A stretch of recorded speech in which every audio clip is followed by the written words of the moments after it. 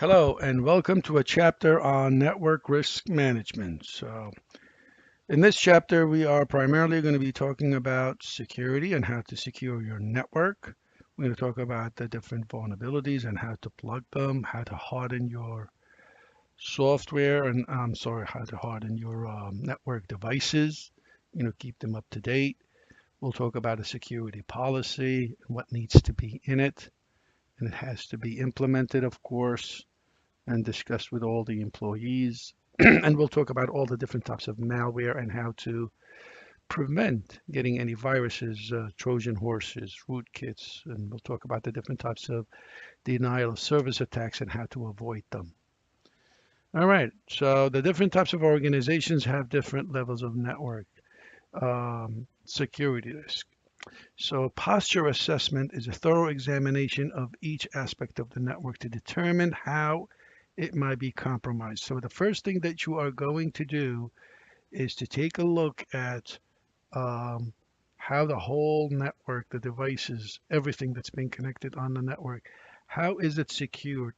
You're taking a quick snapshot of how everything is secured, and then you want to analyze it. Do you need to mitigate against any vulnerabilities, making sure you plug in any loopholes if there's software that needs to be updated, if you need to buy a lock for the door, for example, you might have to do that. And then you do a security audit, an assessment performed by a company that has been accredited by an agency that sets a network security standard. So you can, let's say if you are an ethical hacker, a company can call you and says, can you please check to see if our network is well secured? So what we did is the company goes in and does everything that it thinks it needs to do to protect its network, and then they call another company to come in and do penetration testing to see if they can break into the network. And that third party company, when they come in and they do an audit, and they'll give them a list of what the security, what other vulnerabilities are and the different threats and what they can do to take care of it. We will learn how to do penetration testing and ethical hacking to find out where the vulnerabilities in a network is. For example, you'll be able to do password cracking or try to break into a WPA wireless network, for example. A hacker. Let's look at some terminologies, and I want you to write these down so you'll know what it means. A hacker is an individual that gains an unauthorized access to a system. In the old days, a hacker really used to have a positive connotation. It meant a computer scientist that was able to get into computer code and figure out where the bug is and try to fix it. Nowadays, it has the negative connotation, somebody that's trying to either compromise your device or your operating system or your network, either for profit or just to create damage. Vulnerability is a weakness in the system or process or architecture, something that is not well protected. Exploit is taking advantage of vulnerability. So, for example, it could be an individual that is a vulnerability. So for example, if someone has the credential to be able to go through a firewall and that someone is, you could easily get a lot of information from that person and you're trying to impersonate him or her or her IP address by spoofing their IP addresses, you can exploit that person and get information from that person and be able to go through the firewall, right? Zero exploit or 0-day attack. This is having an attack that somebody comes up with a virus or an attack today. There is no malware, there's no antivirus software or firewalls or IDS system that will be able um, to mitigate against this type of attack because they need to learn it. So as long as you have a good security policy, this is one way of really minimizing this type of attack, the 0-day attack. Okay, half of all security breaches are really human errors. You're not paying any attention. Ignorance, for example, would say a lot of it, for example, leaving the defaults and not setting passwords or usernames on systems, especially passwords, not, setting up username and passwords for authentications. Believe it or not, over 50% of the time, that's how people break into the system, by some one way or another gaining access to your password. Another way of, if you are really a good computer scientist, you'll be able to find out the backdoors that almost every company uses to break into their system, just in case there's something happens. They'll use those backdoors to bypass security and gain access to the system.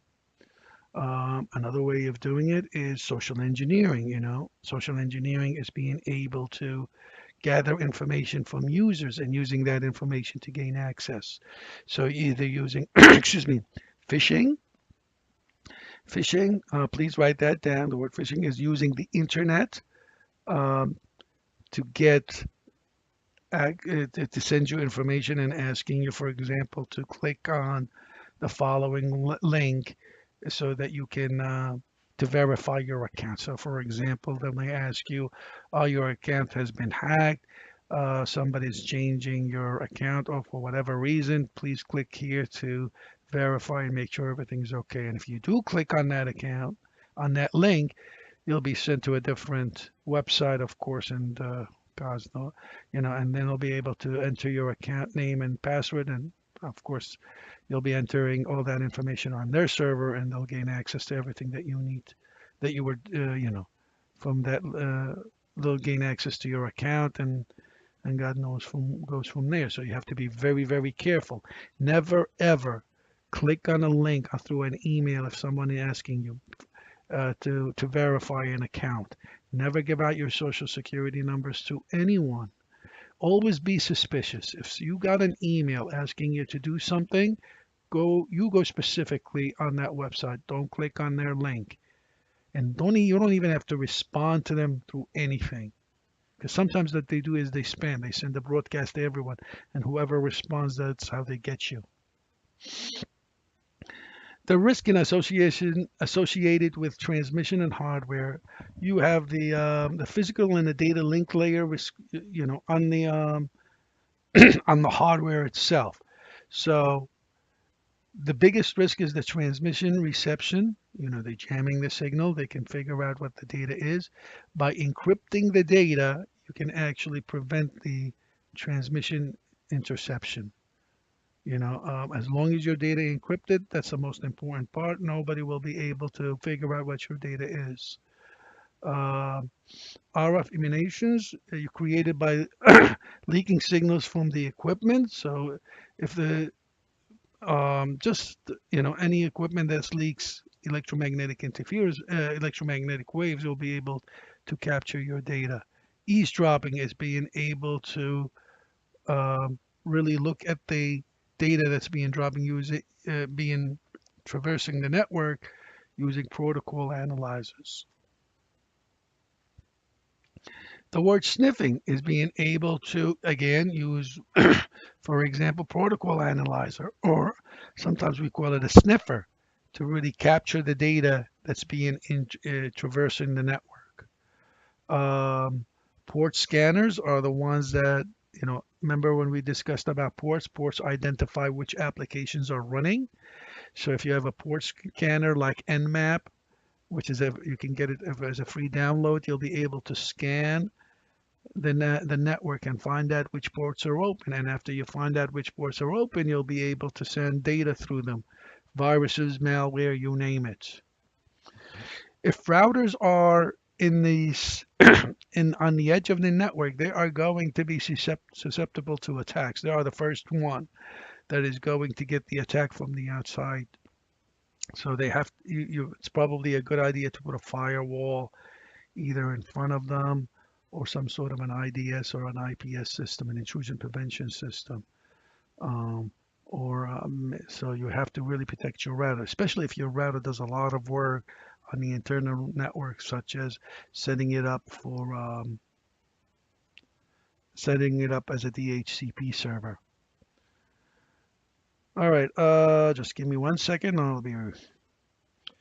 All right, we're back. So moving on.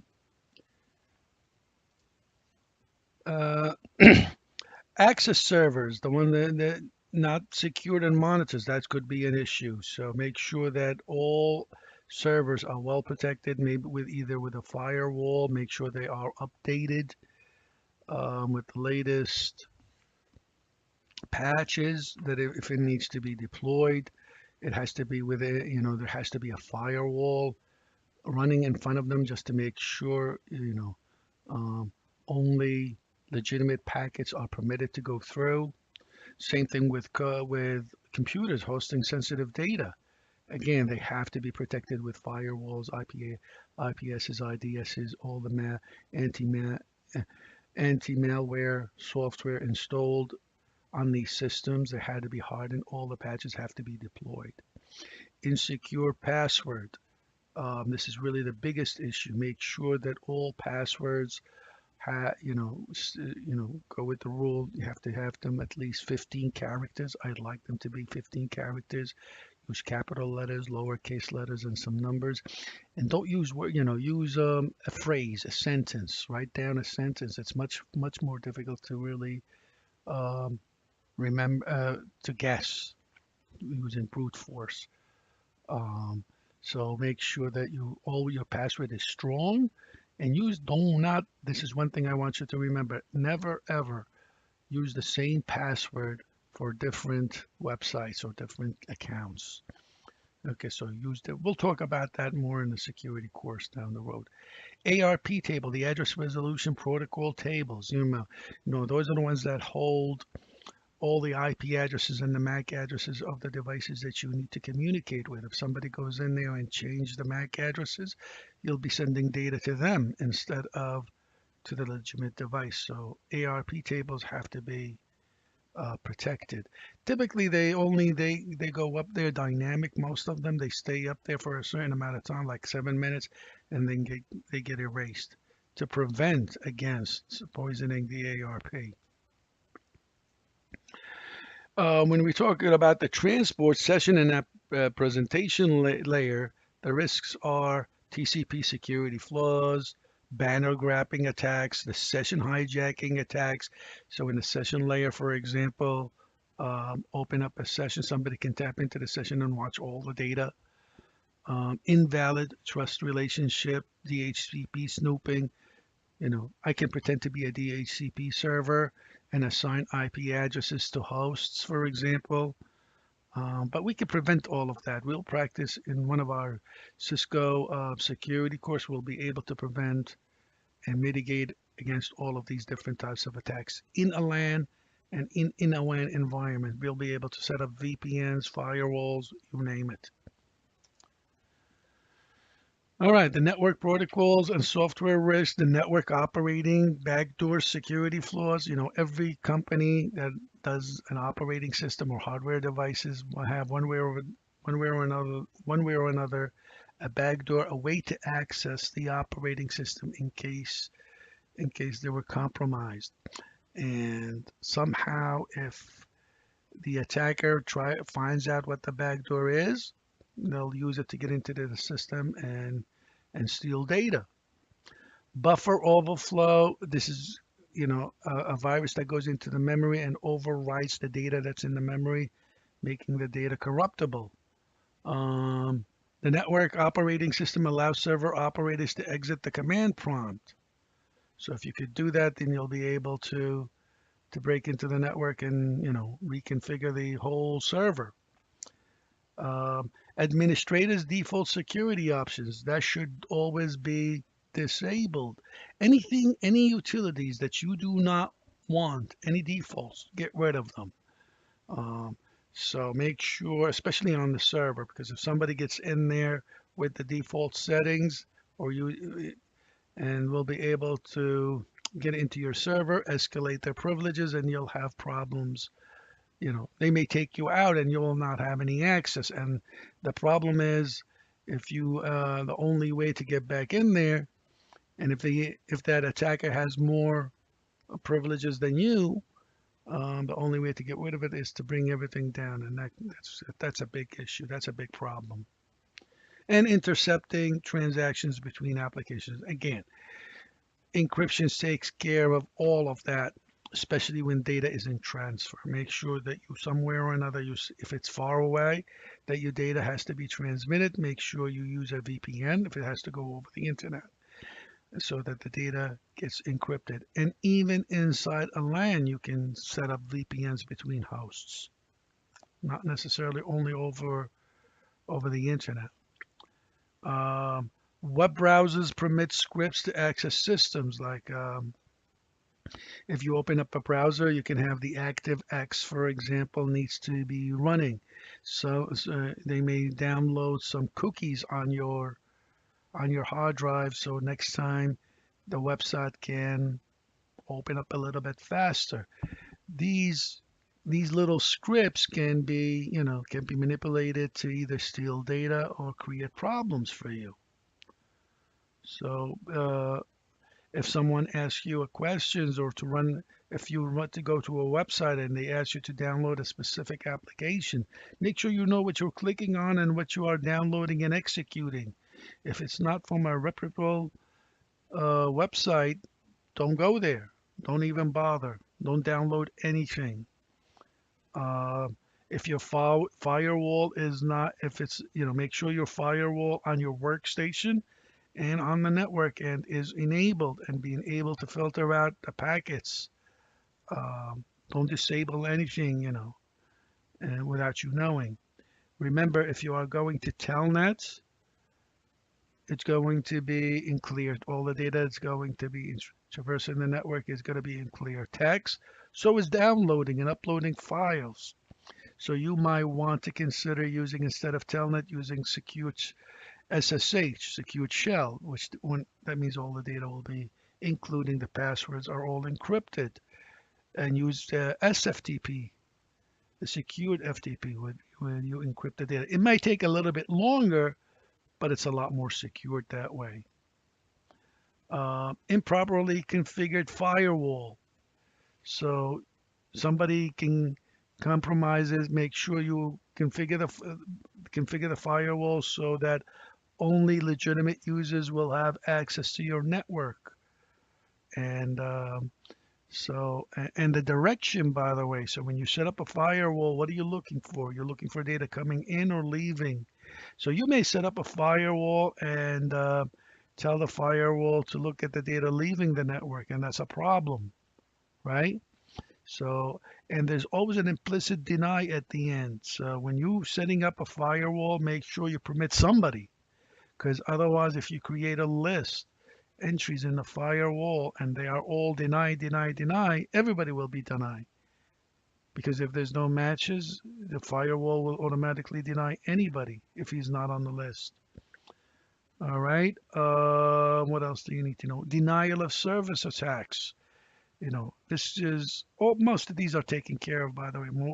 If somebody starts sending a lot of requests to your server and just phony, requests, and your server is busy servicing these requests, you won't be able, a legitimate user trying to get in and get access to the server won't be able to because the server is busy. That's a denial of service attack. All right, there are 4 different types of denial of service attacks that I want you to write down. There's the distributed denial of service attack, the distributed reflector denial of service attack, permanent denial of service attack, and the unintentional denial service attack. Let me just describe to you, read them. I think let me explain to you what the distributed denial of service attacks at least. This is when somebody sends, if somebody sends you a piece of software on your computer and it sits there, but the attacker will remotely access that software on your computer and sends in requests. So they actually controlling your computer remotely. Your computer becomes what we call a zombie. Now, if the attacker was able to do that to thousands or even millions of computers, and he has control with one command, he can have these thousands of computers, these thousands of zombies, send a request to a specific server. So those Thousands of zombies are called a robot network or a bot net. Uh, so when that attacker sends out the request, these thousands of users attack a server, start sending requests to a server. That's a distributed denial of service attack, because now the server is getting a tremendous amount of requests from all different locations, and it becomes overwhelming. And when a legitimate user is trying to access that server, they won't be able to, because all they see is a very busy signal, right? The distributed reflector denial of service attacks. This is when a DDoS, when a distributed denial of service attack bounces off an uninfected computers before they are directed to the target. Permanent denial of service attacks, the physical attack on the device that attempts to alter the management interface. So this is actually really harming the device.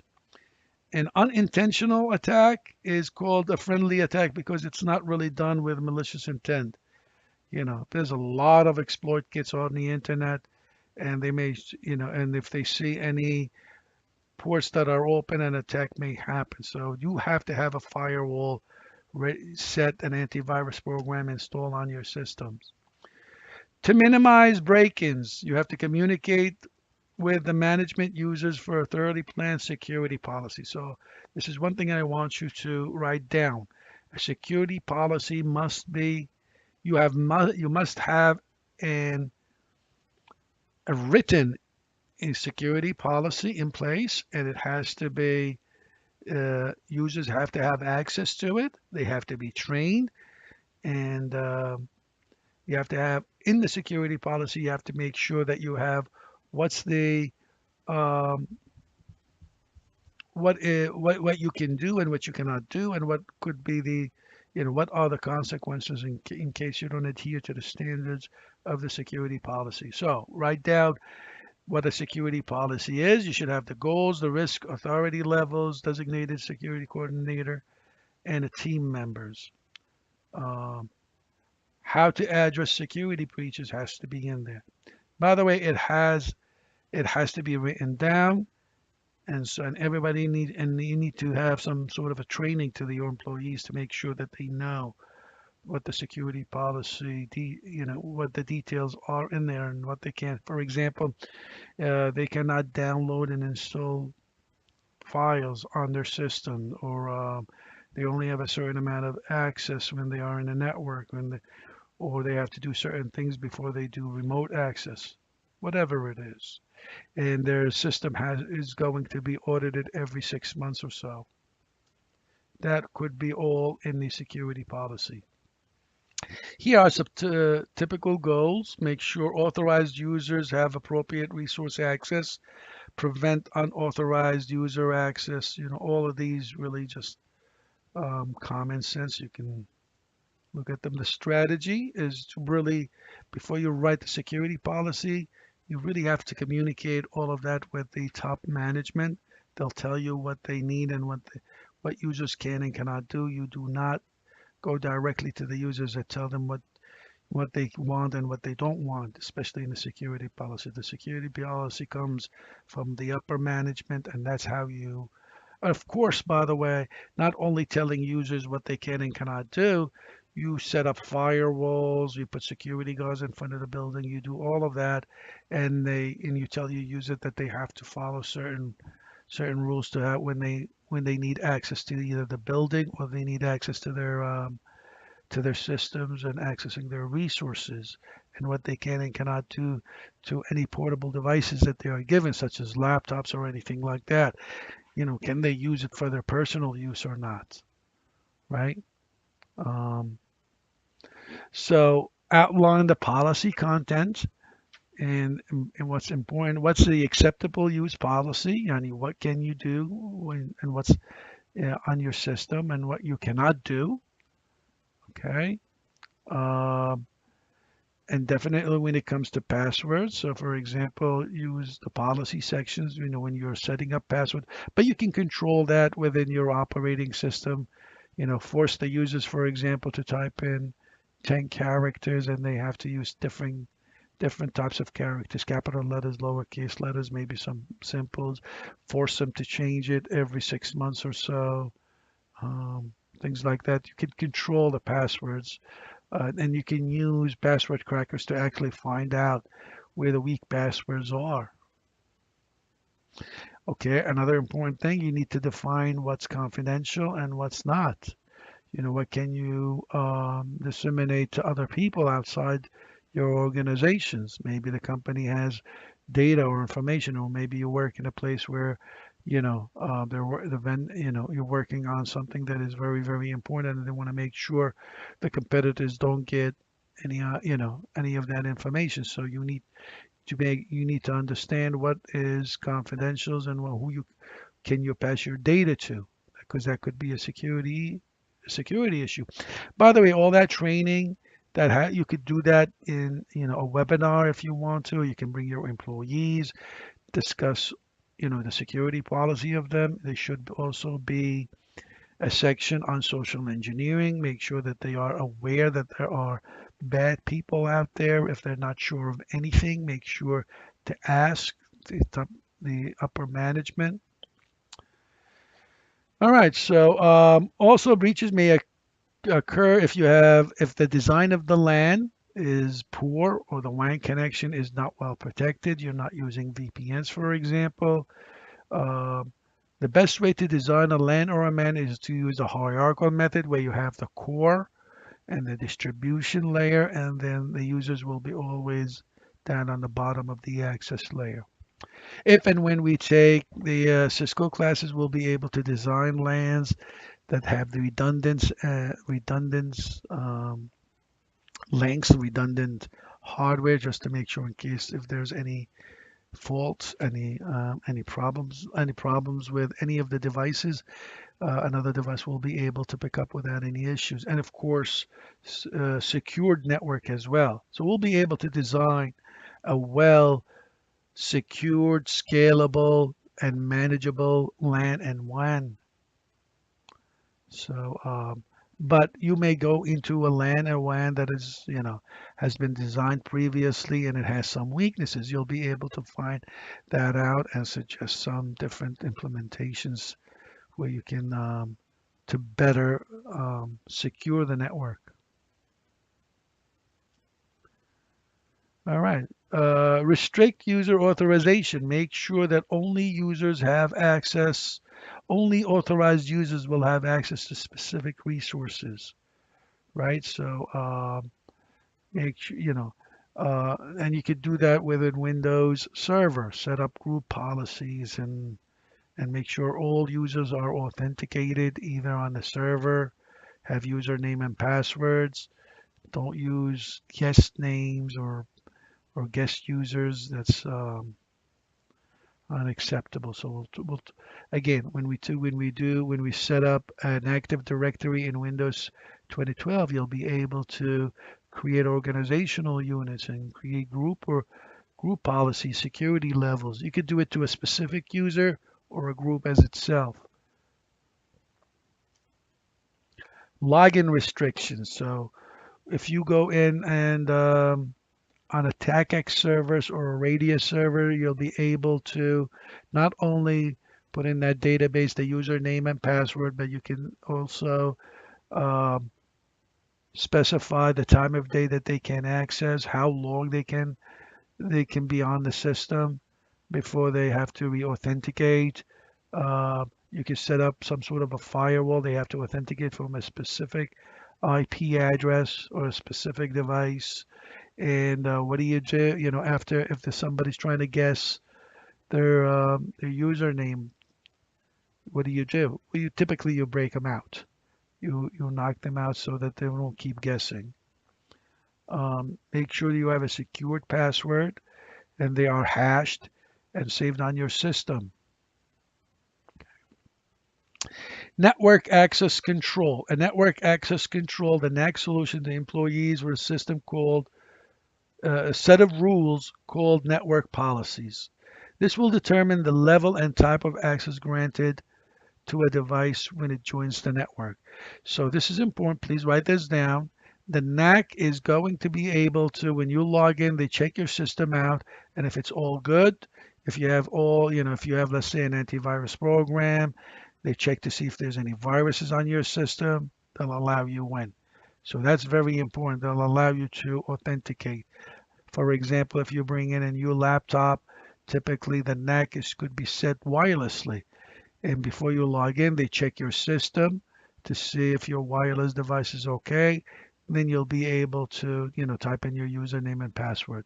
Otherwise, if you don't have an antivirus program on your system, they may not allow you to log in, right? So NAC is important. You can set that up very easily. Um, Moving forward, routers.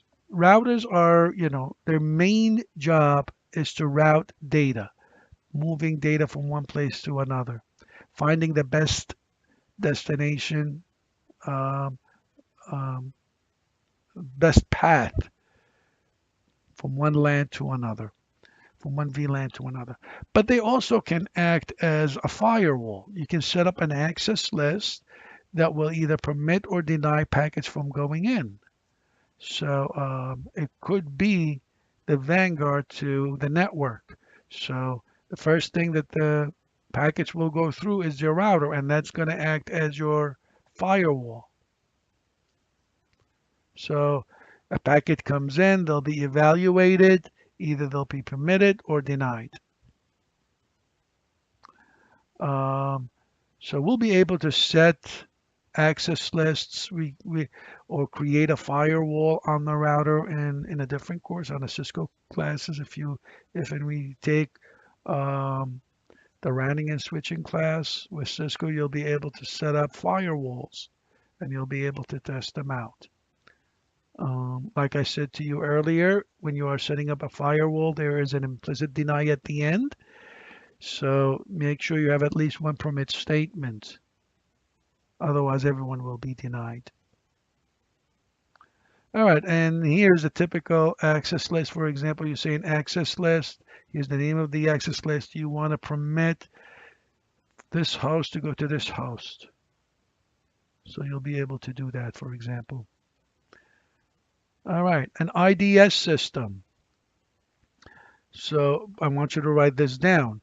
An intrusion detection system is a system that's going to be set up on a port, on a switch, a computer that's running a software, IDS, and that port, I want you to write port mirroring too, will be set up as a port mirror. So everything that comes to the switch, anybody that sends data to the switch will also send that data to that port that's set up as port mirroring, and that data goes to the computer that's attached to that port mirroring port. And that IDS system will evaluate all that data, and it will look for the signature patterns, for example, patterns of attack. It could be an anomaly. It could be, any type of, something that out of the ordinary will send a flag. And those flags could be critical, could be, something like, for example, an interface went down or a denial of service attack. That's something that is an emergency. The IDS could be connected to a firewall. So if the IDS system catches, catches a denial of service attack, immediately will tell the firewall to stop the data from coming into the network, right? That's on the network. You could have a host-based IDS, a software that's running on the computer will be able to also, even though you have a network, the NIDs, please write those down. The HIDs are an intrusion detection system that detects attacks, specifically for denial of service attacks, not necessarily software that's coming right on your system. You also want to have a NIDS, the network intrusion detection system. That's the one that sits on the edge of the network and checks all the data that's coming in. And all of that, by the way, you can demilitarize all of that, the NIDS. If you have, by the way, the demilitarized zone is an area outside your LAN for public access. So for example, if you have an HTTP server or an authentication server or an email server, You want to put it outside, so in case if the public needs to use them, they can go in and use them outside your LAN. If there's an attack, it happens outside your LAN. You should protect those servers with a firewall and routers, but it should be outside your LAN in a demilitarized zone.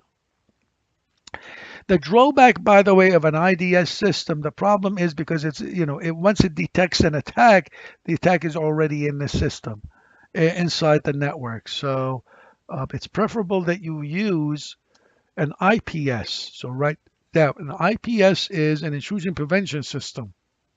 Not only detects it, but it prevents it from coming into the network. So you set that in line, in line with the data that's coming into the network. So it detects the threat and prevents the traffic from flowing into the network. It makes it a little bit slower, but it's much better than an IDS system that just detects and then tells the firewall to do something. An IPS system will detect and prevent it and stop the data from coming into the network. So please write that down. And also there's ones that run there's the NIPS and the HIPS, the network based and the host based. All right, so here is, for example, here's the difference between the IDSs and the IPS system. So if we take a look at the IDS system, this is going to be a port mirroring. So when the data comes in, all the data that comes in is also sent here. If anybody sends any data, it's also sent to this port.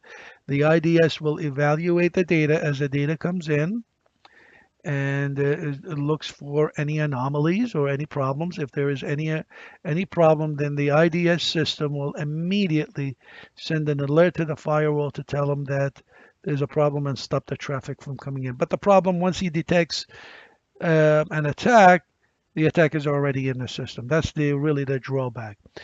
For an IPS system, as the data comes in, it's inline. So you evaluate. If there's any problem, you prevent it from coming in. It may create a little bit of delay. That's the drawback, but it's much better than an IDS. Most networks are set up with IPS systems. Okay, so here's a demilitarized zone. This is your internal network. So you can have the NIPS outside your LAN and protected by firewalls just in case. So if there's any attack whatsoever, things fail here because you don't want them to be inside your network. Okay, so you could have, like I said earlier to you, you could have your your router act as a firewall, but you know, but it's limited. It's limited to what it can do. You want to definitely have a different appliance, especially if there's a lot of remote access coming into your network and there's a lot of public trying to get into your network and to use it for whatever. If you have an e-commerce setup or whatever it is, there's a lot of remote access. You definitely want to have a different appliance as a firewall. Think of a firewall as a security guard in front of the building that has a list and checks everybody that is coming into your network. You could have that security guard looking for data leaving or coming in, right? So here's a typical Netgear firewall that checks all the data coming in and out of the network. So you can actually configure it to however you want. You could tell it which ports should be closed, which ports should be open, and so on. Now, there is the packet filtering firewall. So it has just a list with an access list, and it will just do you want certain packets to come in depending on their IP addresses, where they're coming from, where they're going to, and which ports they're trying to gain access to. That's really the packet filtering. And if you're not on the list, you're implicitly denied regardless. So on the list are people are only permitted and who you want to deny to. You could write that down. But remember, when you're creating that list, make sure that you have at least one permit denied. Or if, for example, you want to deny a specific group of users, so you can deny them and then right underneath you say permit everybody else, right? But if you could, because if you don't write that down, then everybody else will be denied, of course, right? The firewall, for example, Windows 7, Windows 8, Windows 10, they all have a default configuration set up. And for example, Windows will not allow you to respond to any ping commands. That's the default settings. And typically when we are in lab, I ask the students to change the settings so we'll be able to test our connections, and then we'll have to bring back up the firewall. It is best not never touch the firewall, leave it up and running. The default configuration on your operating systems, they do a pretty good job in protecting your system. So don't play around with it. All right, but you could change the settings as you want. You know, maybe you want to block or open certain ports because you're playing the game or something. So you could do that if you want to.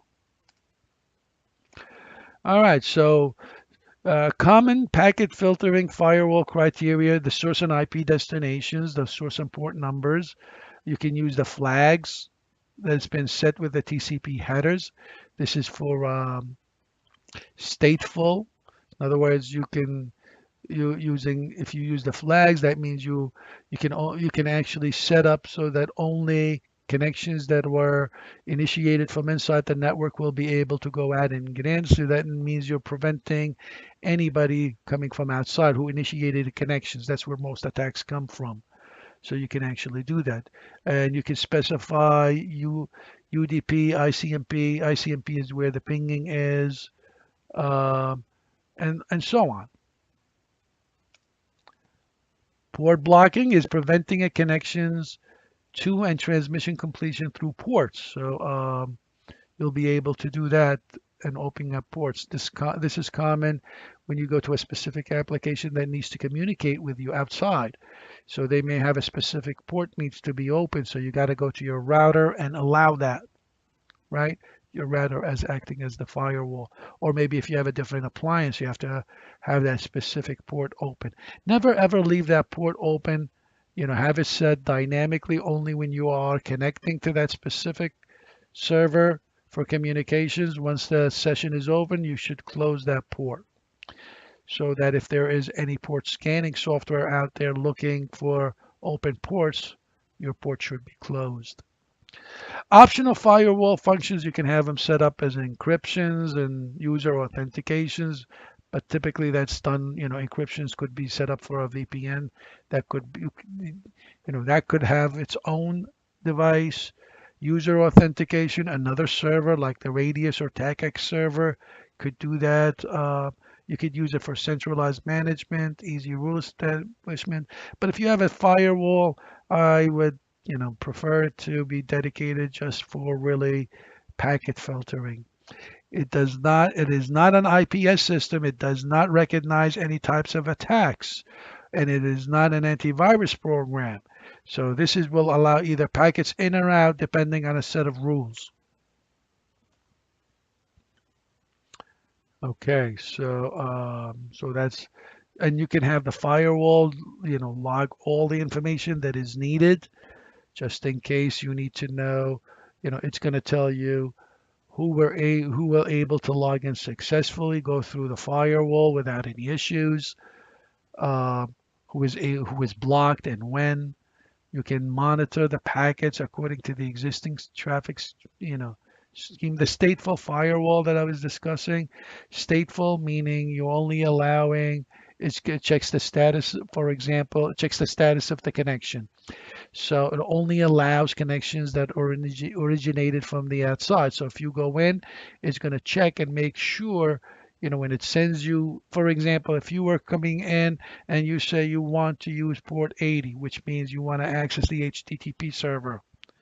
A stateless firewall, what it does is it will send you to this HTTP server, and that's it. What happens if you redirected yourself and went somewhere else and attacked different devices within the network. The firewall wouldn't even know that that actually happened. Stateful firewall, what it does is keeps an eye on the connection. So when it sends you to this HTTP server, it's going to make sure that you went there, and it keeps an eye on the connection. So if you deviate and went somewhere else, it's going to cut you off, right? The unified threat management is a strategy that combines multiple layers of security appliances and technology into a single safety net. So that's, well, you can have that into one device. Cisco have devices that do that. The next generation firewalls, they can actually look at the content, not context based. So even though you're going to the HTTP, they actually, before they only send you, they look at the content. That's, what you're trying to do. What is the data that's in there? Is it a virus? Is it something that is trying to steal data? So, but remember, if you have a firewall that digs in deep, it may be a problem. Here's how it is. If you have a stateless firewall, this is an analogy to a security guard that's sitting in the front door and looks up your name. And if your name is on the list, it'll allow you to go into, let's say you wanted to go to meet somebody in room 202. So it'll send you, say, okay, go in, you're allowed. Your name is on the list. Doesn't keep track of you. You may go to any room and do harm to anyone. That's a stateless firewall. If it was stateful firewall, he's going to send you to room 22 and keep an eye on you that you went to room 202 and you did not go anywhere else. And if you try to go anywhere else, he'll cut you off and throw you out. That's a stateful. A contents-based firewall, what he's going to do is before he even sends you to 202 and keep an eye on you, he's going to look at the stuff that you have with you. Make sure that you don't have anything harmful when you go to room 202, right? So that's even better. So you may have something, that you may want to harm the person in room 202. They'll be able to find out what it is. That's context based. That's the next generation firewall. But remember, it takes time to really evaluate all of that. Proxy servers are servers that really set to do, it's a server that is designed to do something for you that is it's too tedious. For example, you don't want your router to do authentications, so you'll have a proxy server to do that for you, like a radius server, or giving out IP addresses or something like that. That's what a proxy server is. You may use that to, for external or internal use to speed things up, or to screen all incoming and outgoing data before they are giving. So you may have a proxy server that says, okay, check out, authenticate these users before you bring them into the network. Outside your network, you could do that if you want to. Or you use it for any other thing that you want, assigning IP addresses or whatever. Okay, so again, you want probably your proxy server to be in a DMZ zone, right? You could have a reverse proxy servers, provide services to the internet clients so they don't have to come into the network. So users inside the LAN don't even know about this reverse proxy server. This is just sits there and provides information for the outside world. Okay, the security information and event management is a system that can be configured to evaluate all log data. So please write that down. So you will look for significant events that requires attention from the IT staff. So this way, if anything happens, an interface went down, for example, or there was an attack, that would immediately check out and check all the logs that were set in the SIEM, and you'll be able to evaluate it. You can connect it directly to a firewall. All right, let me take a little break. I'll be right back. All right, so let's continue. Scanning tools. So please write down those two scanning tools, the Nmap and the Nessus, because you can download these free. The Nmap is the one to really look for. It can actually draw a whole information about your network, scan your network for almost anything, ports, you name it. So, and this is, I think we have a lab that will enable you to do that. So these are pretty good um, exercises. Attackers use them constantly to really find out how your network is connected, the security information about the host, IP addresses, you name it. And it's a free download. So you need to know how they use them. And you could actually use it to build your network topologies for legitimate reasons. Okay, so I think we do have a lab that enable us to use Nmap. I'm pretty sure. A honeypot. A honeypot is, please write that down too. A honeypot is a device that is open and attracts attackers because you want to see what these attackers are trying to break into. So, and once you evaluate what these attackers are trying to break into, of course, you shut down the honeypot and you protect yourself.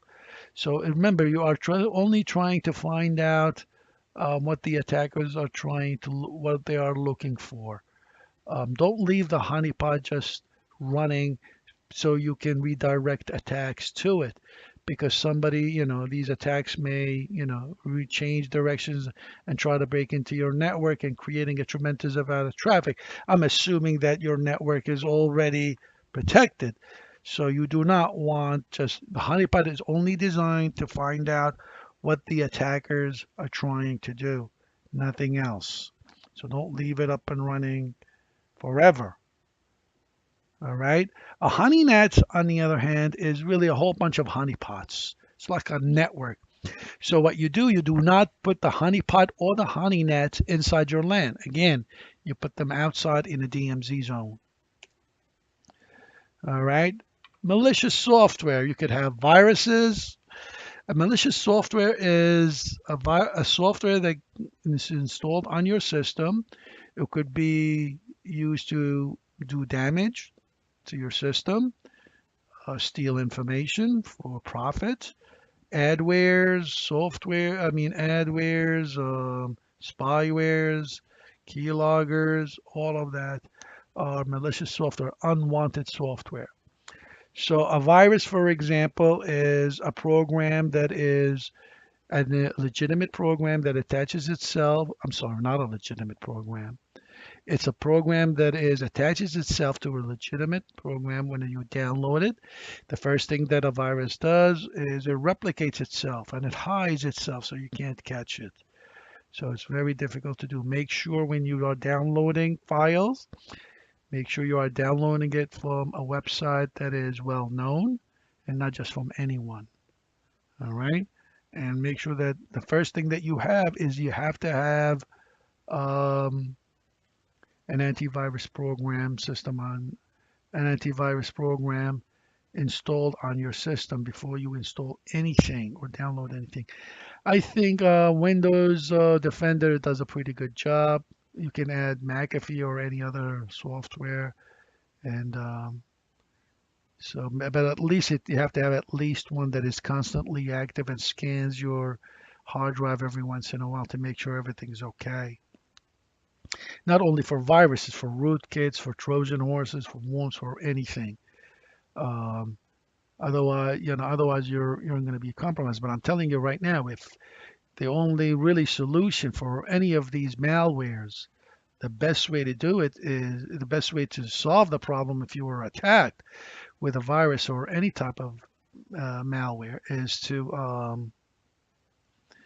to wipe out everything and start all over. Reformat your hard drive. Because otherwise, unless the data was not backed up, which is, this is the craziest thing you'll ever do. Make sure right now, anything that you think is important to you, data-wise, make sure you back it up on two different places, somewhere in the cloud and maybe on a USB drive. The The only thing that you should be worried about when you are attacked is that it's going to take time to reboot everything, to put everything back together. You should have the applications and the data all backed up. So in case you were attacked, there's a many, if it happens that you have to have the data, if there's something that has not been backed up and you were attacked with a virus, then you can go, you could take your hard drive out, disable it, put it as a slave drive, and then, and run, but it's going to cost you. So prevention is the best way. Okay, a Trojan horse is an application, write that down, is really a program that sits on your system and waits for a while before it does an attack. You think it's legitimate, but it's really in there to either gather information or do harm to your system. And it just sits there for a while. It pretends to be someone else, and but it's really a virus or a rootkit. Okay, there are the boot sector viruses. Most of these viruses are already really not existence anymore. They're old, and most antivirus programs took care of them already. But a boot sector virus is a virus that attacks the boot sector. The boot sector is where all the core operating systems are. So if your boot sector gets attacked, you won't be able to boot up your system. You just get a blinking cursor on the top left-hand corner, and nothing happens when you turn your computer on. Macro viruses is you have a little script that runs to really do something, either steal data or just run in a loop, and you want to even have access to your system. File infector, this is what executable file. Usually we're done, they send you a file that has the extension exe in your email, and if you click on it, it immediately gets installed on your system. Worms are really viruses that propagate from one system to the other without the intervention of the user, right? All right, Trojan horses are programs that claim to be something else, and they sit in, there could be, for example, oh, you downloaded a calendar, and it looks like a calendar software, but it's really a different, it's a malware, right? Network viruses are like the worms, the ones that propagate by themselves without you doing anything. This is the big headache for the administrators. Pots, just like we discussed earlier, pots are like the zombies, the ones that are created to do the denial of service attacks, the distributed denial of service attack. So malware characteristics, they can do encryption. You can't really figure out who they are and where they're coming from. They can be hidden to prevent detections. And the polymorphism, which means they change characteristics every time they transfer from one system to the other. So it's very difficult to protect against them. So please write these down, these 3 points down as the malware characteristics. And the last one is the time dependence. They can be activated after a certain amount of time, right? We call those logic bombs. So somebody can install a piece of software on your system and will, enable it so that it gets activated after 6 months, or maybe after an event, or you clicked on something will happen. After 6 months, your system starts acting funny and you have no clue why, because you haven't downloaded or did anything wrong and nobody used your computer except you, but it really happened 6 months ago. So that's why every once in a while you have to scan it. Anti-malware software. You got to make sure you choose the appropriate anti-mal software that is out there, evaluate them. Typically you cannot have more than one on your system, because usually they don't, by the way, some software on the internet, they may act to be an anti-malware software, so be careful. There's nothing free. Every system want you to install an anti-malware so they can send system. Don't bother. They monitor your network. You definitely want that. You want the malware to constantly monitor everything that's going in and out. Continuing updating the anti-malware program, especially if it's an antivirus. They continue updating the definitions. So really, an antivirus has a whole bunch of definitions, which is really a definition is a known virus, just like a list of them. And every program that comes in, they compare it with these definitions. If there's a match, immediately that would trigger an alert to let you know that this may be a virus. All right. Malware will always leave evidence. Some detectable only an antivirus software will find it. So here are some symptoms that I want you to write down to know if you've been attacked or not. Unexplained file size increases or significant unexplained system performance decline if your system becomes extremely sluggish. Unusual error messages, significant or unexpected system memory loss. Your memory is operating at 99%, which makes the system extremely slow. If your system starts to reboot without you doing anything, that should alarm you. But sometimes your system reboots, by the way, when it overheats too. So you got to be very careful. If you don't think there's a lot of if there's a lot of devices connected to an outlet, you may not have enough power being supplied. When it comes to the edge, your system if you are just barely making it, you have enough power to your system may start to reboot. Or if it overheats, something got very, very hot because the air conditioning went down, the system will start to reboot. So it's not necessarily 100%. It's not always a virus that causes rebooting. But if you're in a nice environment where there's no issues whatsoever in your system, every once in a while, while you're working, it reboots itself, you know you got a problem. And probably some malware is in there doing that. And display quality fluctuations. Your system sometimes goes fast and sometimes it slows down and so on. It's always best to check it out. All right. So you can actually look for software that looks for signature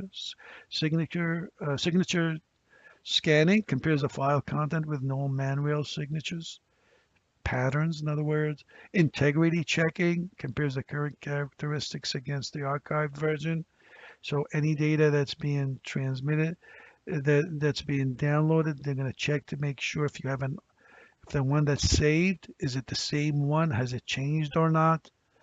Monitor unexpected file changes, receive regular updates from the central network, make sure it's set up to do that, and consistently report valid instances of malware. If there's any problems or you quote anything, report it immediately so they can get updated and these patches or hot fixes can be sent to everyone else. All right, the anti-malware software. Where do you install them? Make sure you install them on the host, the server, the network, or even on the cloud. All over, of course. Okay, the policies for anti-malware. There should be a rule for using the anti-malware softwares. And the rules for installing programs, sharing files, and so on. For example, if you suspect you got an antivirus, you got a program that is a virus, do not ever send it to anyone, not even the administrator. Tell them, hey, please check this out. Is this a virus or not? What you're doing is you're spreading it. So you got to make sure you contain that. All right. All right. So that's that. It's a little bit, this chapter is just a lot of information. I don't think I asked you a lot to write down anyway. But this is really an intro to security. If and when you get into the networking, you will definitely have 1 or 2 or 3 courses in security. So in details, and we'll get a lot of a lot of hands-on, and you'll get a better grip on it. So hopefully it didn't completely go over your head. There's good enough information in this chapter to really protect you and protect your system. So anyway, write down what I told you to do and submit that as your homework. And we'll see you on the next chapter.